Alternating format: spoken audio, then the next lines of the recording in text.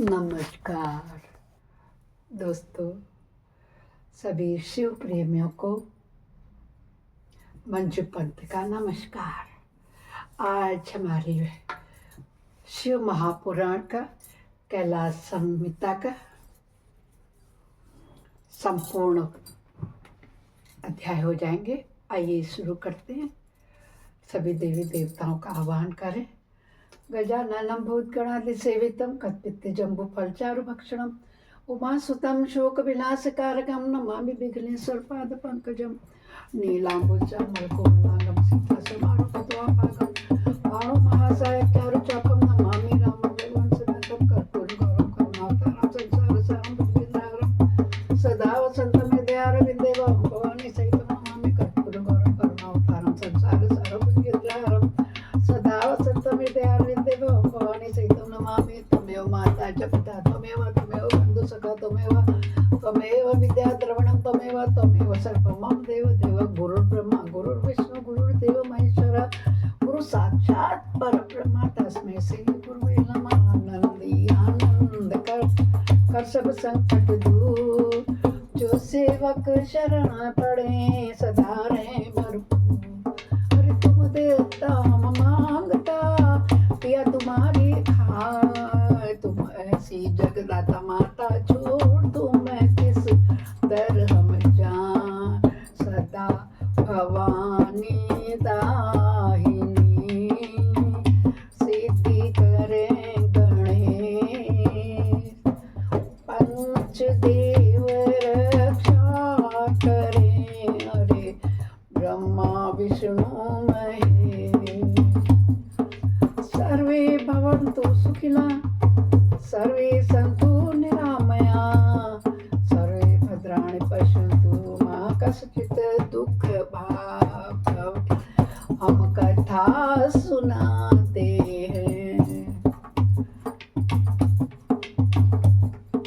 जिसे श्रवण कर मिट जाती है जन्म जन्म की व्यथा, वही है शिव शंकर की कथा,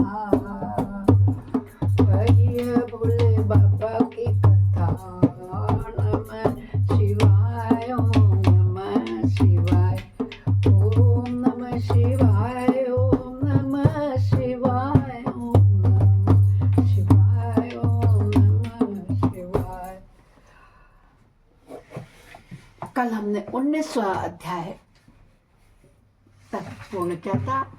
आज हम उसके आगे पढ़ रहे हैं। यति के अंत्येष्टि कर्म की दशा पर्यंत विधि का वर्णन है। वामदेव जी बोले, क्या हो गया भाई, क्या हो गया? वामदेव जी बोले,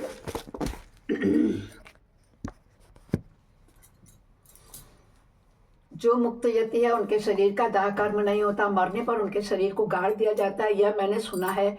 मेरे गुरु कार्तिकेय जी, आप प्रसन्नतापूर्वक यतियों के इस अंत्येष्टि कर्म का मुझसे वर्णन कीजिए, क्योंकि 3 लोकों में आपके सिवा दूसरा कोई इस विषय का वर्णन करने वाला नहीं है। भगवान शंकर नंदन, जो पूर्ण परब्रह्म में अहम भाव का आश्रय ले देह पंजर से मुक्त हो गए हैं, तथा जो उपासना के मार्ग से शरीर बंधन से मुक्त हो परमात्मा को प्राप्त हुए हैं, उनकी गति में क्या अंतर है, यह बताइए प्रभु। मैं आपका शिष्य हूँ, इसलिए अच्छी तरह विचार करके प्रसन्नता पूर्वक मुझसे इस विषय का वर्णन कीजिए। स्कंद ने कहा, जो कोई यति समाधिस्थ हो, शिव के चिंतन पूर्वक अपने शरीर का परित्याग करता है, वह यदि महान धीर हो तो परिपूर्ण शिवरूप हो जाता है। किंतु यदि कोई अधीर चित्त होने के कारण समाधि लाभ नहीं कर पाता, तो उसके लिए उपाय बताता हूँ, सावधान होकर सुनो।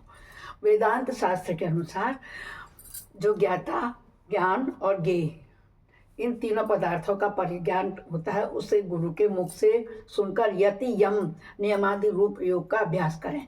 उसे करते हुए वह भली भांति शिव के ध्यान में तत्पर रहे। मुने उसे नित्य नियम पूर्वक प्रणव के जप और अर्थ चिंतन में मन को लगाए रखना चाहिए। मुने यदि देह की दुर्बलता के कारण धीरता धारण करने में असमर्थ, यदि निष्काम भाव से शिव का स्मरण करके अपने जीर्ण शरीर को त्याग दे, तो भगवान सदा शिव के अनुग्रह से नंदी के भेजे हुए विख्यात 5 अतिवाहक देवता आते हैं उनमें से कोई तो अग्नि का अभिमानी, कोई ज्योति पुंज स्वरूप, कोई दिनाभिमानी, कोई शुक्ल पक्षाभिमानी और कोई उत्तरायण का अभिमानी होता है। ये पांचों सब प्राणियों पर अनुग्रह करने पर तत्पर रहते हैं। इस तरह धूमाभिमानी, तम का अभिमानी, रात्रि का अभिमानी, कृष्ण पक्ष का अभिमानी और दक्षिणायन का अभिमानी, ये सब मिलकर के 5 होते हैं। ये पांचों विख्यात देवता दक्षिण मार्ग में प्रसिद्ध है। महामुने वामदेव, अब तुम उन सब देवताओं की वृत्ति का वर्णन सुनो।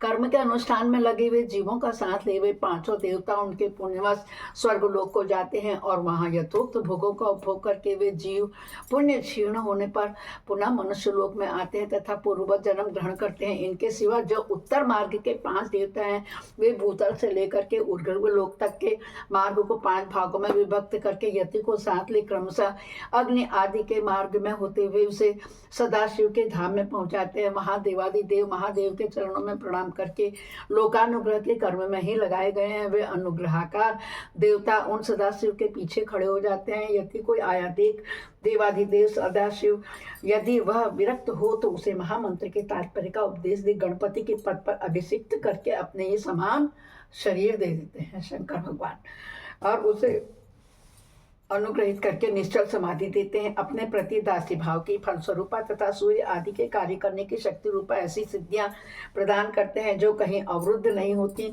साथ ही वे जगत गुरु शंकर उस व्यक्ति को परम मुक्ति देते हैं जो ब्रह्मा जी की आयु समाप्त होने पर भी पुनरावृत्ति के चक्कर से दूर रहती हैं। अतः यही समष्टिमान संपूर्ण ऐश्वर्य से युक्त पद है और यही मोक्ष का राजमार्ग है, ऐसा वेदांत शास्त्र का नियम है। जिस समय यदि यति मरणासन्न हो, शरीर से शिथिल हो जाए, उस समय उस श्रेष्ठ संप्रदाय वाले दूसरे यति अनुकूलता की भावना ले उसके चारों ओर खड़े हो जाएं और वे सब क्रमशः प्रणव आदि वाक्यों का उपदेश दे और उनका तात्पर्य का सावधानी और प्रसन्नता के साथ सुस्पष्ट वर्णन करे तथा जब तक उसके प्राणों का लय न हो जाए तब तक निर्गुण परम ज्योति स्वरूप सदाशिव का उसे निरंतर स्मरण कराते रहना चाहिए। सब यतियों को यहाँ समान रूप से संस्कार क्रम बताया जाता है। सन्यासी सब कर्मों का त्याग करके भगवान शिव का शरीर का दाह संस्कार नहीं होता और उनके नहीं भगवान शिव का आश्रय ग्रहण कर लेते हैं, इसलिए उनके शरीर का दाह संस्कार नहीं होता। उसके न होने से उनकी दुर्गति नहीं होती। सन्यासी के शरीर को दूषित करने वाले राज्य कभी नष्ट नहीं होता। उसके गांव में रहने वाले लोग अत्यंत दुखी हो जाते हैं, इसलिए उस दोष का परिहार करने के लिए शांति का विधान पढ़ाया जाता है। उस समय नमः ईर्ण्याय से लेकर के नमः अमिवकेभ्यः तक के मंत्र का विनीत चित्त होकर के जप करें। फिर अंत में ओंकार का जप करते हुए मिट्टी से देव यजन की पूर्ति करें। मुनीश्वर ऐसा करने से उस दोष की शांति हो जाती है। अब सन्यासी के शव के संस्कार की विधि बताते हैं। पुत्र या शिष्य आदि को चाहिए कि यति के शरीर का यथोचित रीति से उत्तम संस्कार करे। ब्राह्मण, मैं कृपा पूर्वक संस्कार की विधि बता रहा हूँ, सावधान होकर के सुनो। पहले यति के शरीर को शुद्ध जल से नहलाकर पुष्प आदि से उसकी पूजा करें। पूजन के पश्चात श्री रुद्र संबंधी चमकाध्याय और नमकाध्याय का पाठ करके रुद्र सूक्त का उच्चारण करें। उसके आगे शंख की स्थापना करके शंखस्थ जल से यति के शरीर का अभिषेक करें। सिर पर पुण्य रख करके प्रणव द्वारा उसका मार्जन करें। पहले की कौपीन आदि को हटा करके दूसरे नवीन कौपीन आदि धारण करें। कौपीन माने लंगोटी, ठीक है। फिर विधि पूर्वक उसके सारे अंगों में भस्म लगाएं। विधि पूर्वक त्रिपुंड लगाकर चंदन द्वारा तिलक करें। फिर फूलों और मालाओं से उसके शरीर को अलंकृत करें। छाती, कंठ, मस्तक, बाँ, कलाई, कानों में क्रमशः रुद्राक्ष की माला के आभूषण मंत्रोच्चारण पूर्वक धारण करके उन सब अंगों को सुशोभित करें। फिर धूप देकर उस शरीर को उठाएं और विमान के ऊपर रख करके ईशानादि पंच ब्रह्मणी स्थान पर रथ पर स्थापित करें। आदि में ओंकार से युक्त 5 सद्योजातादि, कल बताया था हमने सद्योजातादि का अर्थ ना, यही होता है सद्योजातादि। ब्रह्म मंत्रों का उच्चारण करके सुगंधित पुष्पों और मालाओं से उस रथ को सुसज्जित करें। फिर नृत्य वाद्य तथा ब्राह्मणों के वेद मंत्रोच्चारण की ध्वनि के साथ ग्राम की प्रदक्षिणा करते हुए उस प्रेत को बाहर ले जाएं। तदंतर साथ गए हुए वे सब यति गांव के पूर्व तथा उत्तर दिशा में पवित्र स्थान में किसी पवित्र वृक्ष के नीचे निकट देव यवन गड्ढा खोदें। उसकी लंबाई सन्यासी के दंड के बराबर की होनी चाहिए। फिर प्रणव तथा व्याहृत मंत्रों से उस स्थान का प्रोक्षण करके वहां क्रमशः शमी के पत्र पत्र और फूल बिछाएं, उनके ऊपर रुद्राक्ष कुश बिछा करके उस पर योग पीठ रखें, उसके ऊपर पहले कुश बिछाएं, कुशों के ऊपर मृग चर्म तथा उसके ऊपर भी वस्त्र बिछाकर प्रणव सहित सद्यो जाता आदि पंच ब्रह्म मंत्रों का पाठ करते हुए पंचगव्यों द्वारा सबको प्रोक्षण करें। तत्पश्चात रुद्र सूक्त तथा प्रणव का उच्चारण करते हुए शंख के जल से उसका अभिषेक करके उसके मस्तक पर फूल डालें। शिष्य आदि संस्कार करता पुरुष वहां गए हुए मृत व्यक्ति के अनुकूल भाव रखते हुए शिव का चिंतन करते रहे। तदंतर ओंकार का उच्चारण और स्वस्ति वाचन करके उस शव को उठाकर गड्ढे के भीतर योगासन पर इस तरह बिठाएं जिससे उसका मुख पूर्व दिशा की ओर को हुए। फिर चंदन पुष्प से अलंकृत करके उसे धूप पर गुग्गुल की सुगंध दे। इसके बाद विष्णु हाव्यमिदम रक्षस्वम ऐसा कहकर उसके दाहिने हाथ में दंड दे और प्रजापति नम तो देवता नम्यो ऐसे इस मंत्र को पढ़कर बाएं हाथ में जल सहित कमंडल अर्पित करें। फिर उस मंत्र से उसके मस्तक का स्पर्श करके दोनों भावों के स्पर्श पूर्वक रुद्र सूक्त का जप करें। तत्पश्चात इत्यादि 4 मंत्रों को पढ़ करके नारियल के द्वारा यति के शव को मस्तक को भेदन करें। इसके बाद उस गड्ढे को पाट दें। फिर उस स्थान को स्पर्श करके अनन्य चित्त से 5 ब्रह्म मंत्रों का जाप करें। तदंतर तक महानारायणों उपनिषद के मंत्रों का जप करके संसार रूपी रोग के भीषण सर्वज्ञ सर्वत्र तथा सब पर अनुग्रह करने वाले उमा सहित महादेव जी का चिंतन एवं पूजन करने के लिए पूजन की विधि यों बताई गई है। सुनिए पूजन की विधि का। 1 हाथ ऊंचे और 2 हाथ लंबे चौड़े एक पीठ का मिट्टी के द्वारा निर्माण करें। फिर उसे गोबर से लीपें।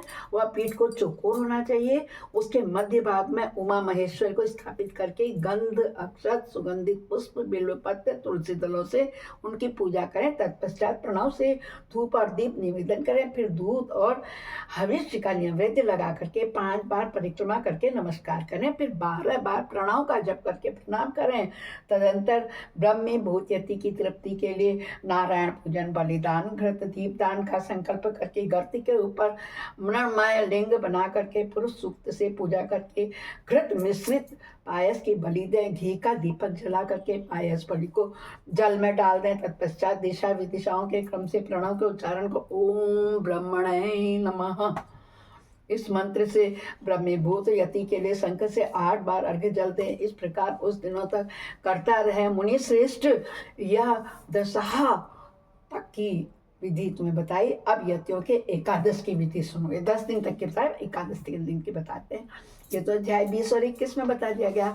अब देखिए 22 में क्या बता गया है कि यति के लिए एकादशा कृत्य का क्या वर्णन किया गया है। स्कंद जी कहते हैं कि वामदेव यति का एकादशा प्राप्त होने पर जो विधि बताई गई है उसका मैं तुम्हारे स्नेहवश वर्णन करता हूँ। मिट्टी की विधि बना करके उसका सम्मार्जन कर उपलेपन करें। तत्पश्चात पुण्यावाचन पूर्वक प्रोक्षण करके पश्चिम से लेकर पूर्व की ओर 5 मंडल बनाएं और स्वयं श्राद्ध करता उत्तराभिमुख बैठ करके कार्य करे। प्रदेश मात्र लंबा चौड़ा चौकोर मंडल बना करके उसके मध्य भाग में बिंदु, उसके ऊपर त्रिकोण मंडल, उसके ऊपर षटकोण मंडल और उसके ऊपर गोल मंडल बनावे। फिर अपने सामने शंख की स्थापना करके पूजा के लिए बताई हुई पद्धति की क्रम से आचमन प्राणायाम और संकल्प करके पूर्वोक्त 5 अति वाहिक देवताओं को देवेश्वरी देवियों के रूप में पूजन के लिए उत्तर और आसन के लिए कुछ डाल करके जल का स्पर्श करें। पश्चिम से प्रारंभ करके पूरी पर्यंत तक जो मंडल बताए गए उनके भीतर पीठ के रूप में पुष्प रखें और उन पुष्प पर क्रमशः उक्त 5 देवियों का आवाहन करें। पहले अग्नि पुंज स्वरूपिणी अतिवाहिकी देवी का आवाहन करते हुए दूसरी प्रकार इस प्रकार सर्वत्र वाक्य योजना और भावना करें। इस तरह 5 देवियों का आवाहन करके प्रत्येक के लिए आदर पूर्वक स्थापना आदि मुद्राओं का प्रदर्शन करें। तत्पश्चात हम हीम हुम हेम होम हम इन बीज मंत्रों द्वारा षडंग न्यास और करन्यास करें। इसके बाद उन देवियों का इस प्रकार ध्यान करना चाहिए। उन सबके 4-4 हाथ हैं, उनमें से 2-2 हाथों में वे पाश और अंकुश धारण करती हैं और शेष 2 हाथों में अभय और वरद मुद्राएं हैं। उनकी अंग कांति चंद्रकांति मणि के समान है। लाल अंगूठियों की प्रभा से उन्होंने संपूर्ण दिशाओं को मुखमंडल को रंग दिया है। वे लाल वस्त्र धारण करती हैं। उनके हाथ और पैर कमलों के समान शोभा देते हैं। 3 नेत्रों से सुशोभित मुख रूपी पूर्ण चंद्रमा की छटा से वे मन को मोह लेती हैं। माणिक के निर्मित मुकुटों से उद्भासित चंद्रलेखा उनके सीमंत को विभूषित कर रही हैं। कपोलों पर रत्नमय कुंडल लाल झलमला रहे हैं। उनके उरोज पीन और उन्नत हार, केयूर, कड़े और करधनी की लड़ियों से विभूषित होने के कारण वे बड़ी मनोहारिणी जान पड़ती हैं। उनका कटिबा, कुश और नितंब स्थूल से उनके अंग लाल रंग के दिव्य वस्त्रों से आच्छादित हैं। चरण बिंदों में माणिक के निर्मित पायजेबों की झनकार होती रहती है। पैरों की उंगलियों में बिच्छुओं के पत्ते अत्यंत सुंदर एवं मनोहर दिखाई देती है। यदि अनुग्रह मुर्दे के समान मूर्तिमान हो तो उससे क्या सिद्ध हो सकता है। इसलिए वे देविया महेश्वर की भांति शक्यात्मक मूर्ति वाले अनुग्रह से संपन्न है। अतः उनके अनुग्रह से सब कुछ सिद्ध हो सकता है। सब पर अनुग्रह करने वाले भगवान शिव ही उन 5 मूर्तियों को स्वीकार करते हैं। इसलिए वे दिव्य संपूर्ण कार्य करने में समर्थ और परम अनुग्रह में तत्पर हैं। इस प्रकार उन सब अनुग्रह परायण कल्याणमयी देवियों का ध्यान करके उनके लिए शंख, हस्ते जल के बिंदुओं द्वारा, पैरों में पाद्य, हाथों में आचमनीय और मस्तकों पर अर्घ्य देना चाहिए। तदंतर शंख के जल की बूंदों से उनका स्नान कर्म संपन्न कराना चाहिए। स्नान के पश्चात दिव्य लाल रंग के वस्त्र और उत्तरीक अर्पित करने चाहिए। बहुमूल्य मुकुट एवं आभूषण दे इन वस्तुओं के अभाव में मन के द्वारा भावना करके उन्हें अर्पित कर देना चाहिए। तत्पश्चात सुगंधित चंदन, अत्यंत सुंदर अक्षत और उत्तम गंध से युक्त मनोहर पुष्प चढ़ाए चाहिए। अत्यंत सुगंधित धूप और घी की बत्ती से युक्त दीपक निवेदन करने चाहिए। इन सब वस्तुओं को अर्पण करते समय प्रारंभ करना चाहिए। ओम हीम का प्रयोग करना चाहिए। इसका प्रयोग करने मुंह से बोल जाने से समर्पयामि नमः पंडित जी कराते हैं ना किसी भी पूजा में हम लोगों को ऐसा बोलना चाहिए। इसी तरह अन्य उपचारों के अर्पित करते हुए वाक्य योजना कर लेनी चाहिए। दीप समर्पण के पश्चात हाथ जोड़ करके प्रत्येक देवी के लिए पृथक पृथक केले के पत्ते पर पूरा पूरा सुवासित नैवेद्य रखना चाहिए। वह नैवेद्य घी, शक्कर और मधु से मिश्रित खीर, पुआ, केले के फल, गुड़ आदि के रूप में है होना जरूरी है। भूर्भुवः स्वः बोलकर उनका प्रोक्षण आदि संस्कार करना चाहिए। फिर ओम ह्रीं स्वाहा नैवेद्यम निवेदयामि नमः बोलकर नैवेद्य समर्पण करना चाहिए। कहते हुए बड़े प्रेम से जल अर्पित करते हुए मुनि श्रेष्ठ तत्पश्चात प्रसन्नता पूर्वक नैवेद्य को पूर्व दिशा में हटा देना चाहिए। उस स्थान को शुद्ध करके कुल्ला, आचमन और अर्घ्य के लिए जल देना चाहिए। फिर तांबूल, फूल और दीप देकर परिक्रमा तथा नमस्कार करके मस्तक पर हाथ जोड़ करके इन सब देवियों से इस प्रकार प्रार्थना करनी चाहिए। हे श्री माताओं, आप अत्यंत प्रसन्न हो। शिव पद के अभिलाषा रखने वाले इस यति को परमेश्वर के चरण बिंदों में रखते हैं और उसके लिए अपनी स्वीकृति दे लें। इस प्रकार प्रार्थना करके उन सब का वे जैसे आई थी उसी तरह विदा करके विसर्जन कर दें और उनका प्रसाद लेकर के कुमारी कन्याओं को बांट दें या गौओं को खिला दें अथवा जल में भी डाल सकते हैं। इसके सिवा और कहीं किसी भी प्रकार नहीं डालना चाहिए। सब बताया कि कोई सिद्ध पुरुष से होता तो उसके बाद जो हमारे यहाँ किया जाता है ना 12वें दिन में शुद्ध पंडित जी करते हैं, वो सब उसकी विधि बताई गई है। यही पावन करें।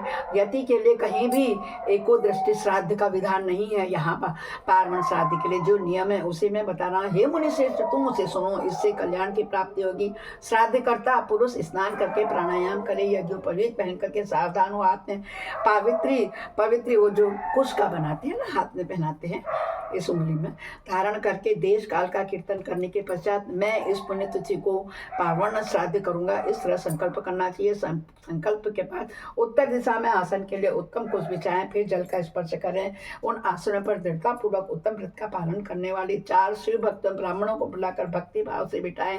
वे ब्राह्मण उपटन लगाकर स्नान किए होने चाहिए। उनमें से एक ब्राह्मण से कहें आप विश्व देव के लिए यहाँ श्राद्ध ग्रहण करने की कृपा करें।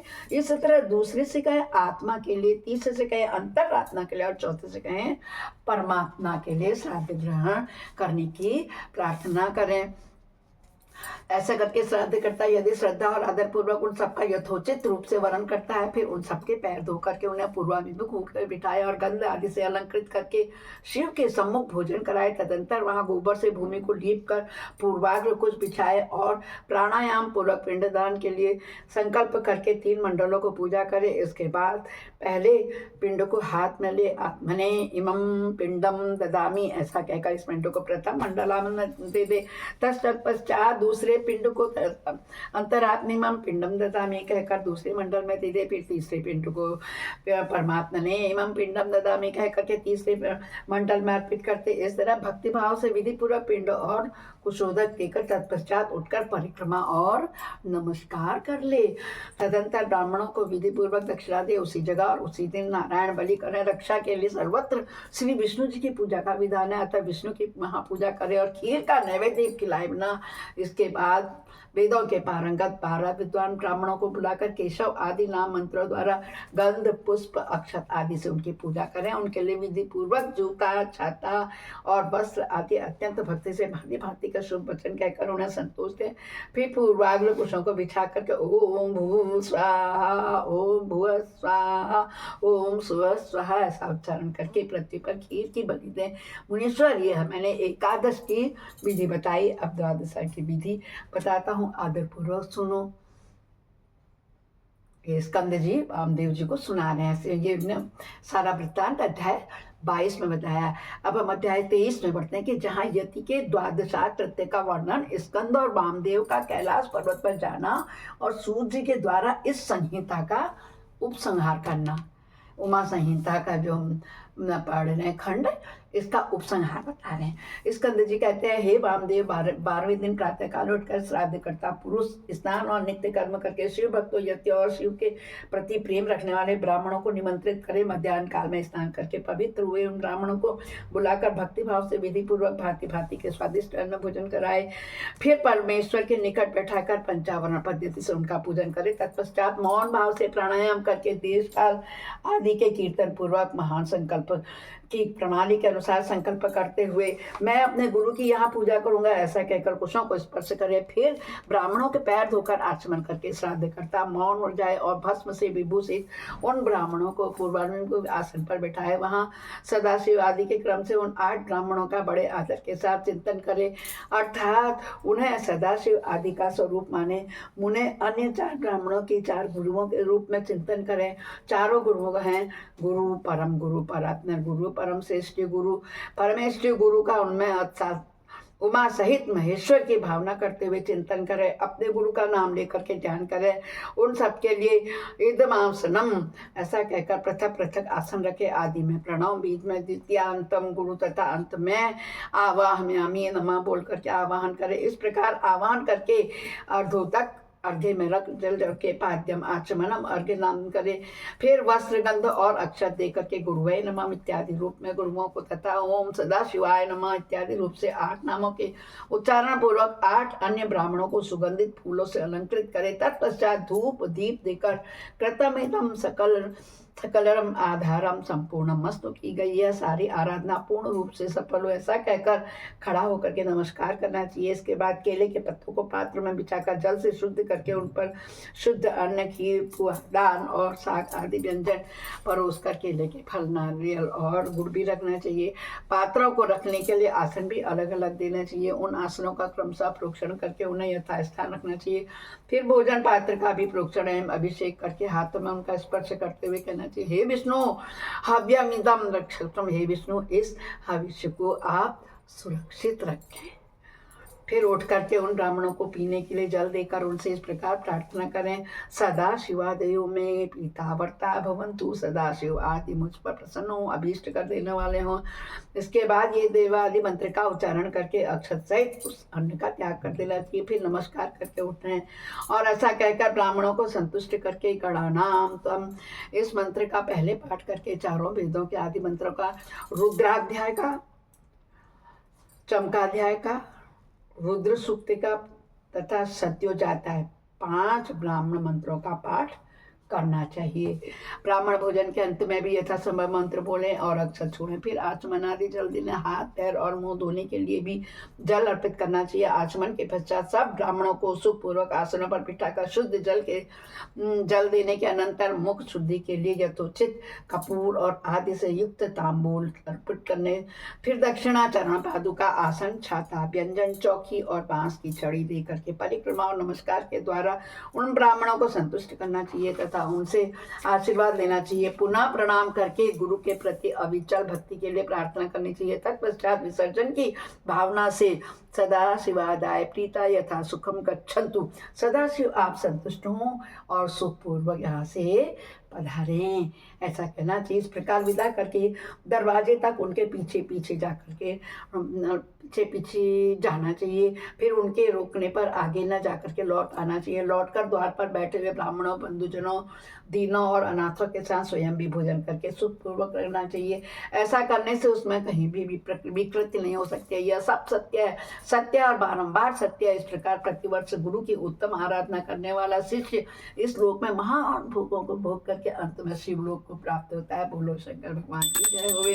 मुने, यह साक्षात भगवान शिव का कहा हुआ उत्तम रहस्य है, जो वेदांत के सिद्धांत से निश्चित किया गया है। तुमने मुझ में जो कुछ भी सुना है उसे विद्वान पुरुष तुम्हारा ही मत कहेंगे। अतः यदि इसी मार्ग से चल करके शिवो अहम अस्मि, मैं शिव हूँ, इस रूप में आत्मस्वरूप शिव की भावना करता हुआ शिव रूप हो जाता है। सूत जी कहते हैं, इस प्रकार मुनीश्वरों वामदेव का उपदेश दे करके दिव्य ज्ञानदाता गुरु देवेश्वर कार्तिकेय पिता माता के सर्वदेव वंदित चरण बिंदों का चिंतन करते हुए उन्हें अनेक शिखरों से आवृत शोभाशाली एवं परम आश्चर्यमय कैलाश शिखर की ओर को चल दिए। श्रेष्ठ शिष्यों सहित वामदेव भी मयूर वाहन कार्तिकेय को प्रणाम करके शीघ्र ही परम अद्भुत कैलाश शिखर पर जा पहुंचे और महादेव जी के निकट जा उन्होंने उमा सहित महेश्वर के महामाया नाशक मोक्षदायक चरणों का दर्शन किया। फिर भक्तिभाव से अपना सारा अंग भगवान शिव को समर्पित करके वे शरीर की सुधील भुला करके उनके निकट दंड की भांति बढ़ गए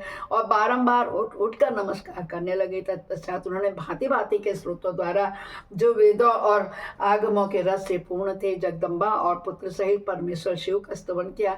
इसके बाद देवी पार्वती और महादेव जी के चरण बिंदों को अपने मस्तक पर रखकर उनको पूर्ण अनुग्रह प्राप्त करके वे वहीं सुखपूर्वक रहने लगे। तुम सभी ऋषि भी इसी प्रकार प्रणव के अर्थभूत महेश्वर का तथा वेदों के गोपनीय रहस्य वेद सर्वस्व और मोक्षदायक तारक मंत्र ओंकार का ज्ञान प्राप्त करके यही सुख से रहो तथा विश्वनाथ जी के चरणों में सायुज्य रूपम अनुपम एवं उत्तम मुक्ति का चिंतन किया करो। अब मैं गुरुदेव की सेवा के लिए बद्रिकाश्रम तीर्थ को जाऊंगा। तुम्हें फिर मेरे साथ संभाषण का एवं सत्संग का अवसर प्राप्त होगा।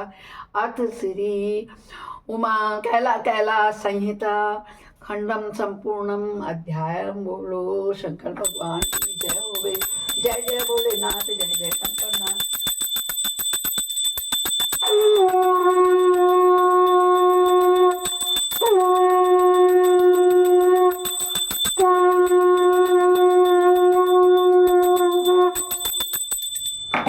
अपराध सहस्राणि क्रियन्ते अनिशमया दासो अमिति माम त्वां क्षमस्व परमेश्वर। मंत्रहीनं क्रियाहीनं भक्तिहीनं सुरेश्वर यद पूजितं मया देव परिपूर्णं तदत्स्मि। हे शंकर भगवान, हमसे जो दिन भर रात भर पाप कर्म हो जाते हैं उनसे आप माफ़ करें। भक्तों, इस प्रकार महाशिव पुराण जो विभिन्न खंडों में बटा हुआ है उसमें से उमा संहिता के बाद कैलाश संहिता संपूर्ण हुआ। कल से हम पूर्व खंड वायवीय संहिता में प्रवेश करेंगे। बोलो हर हर हर महादेव।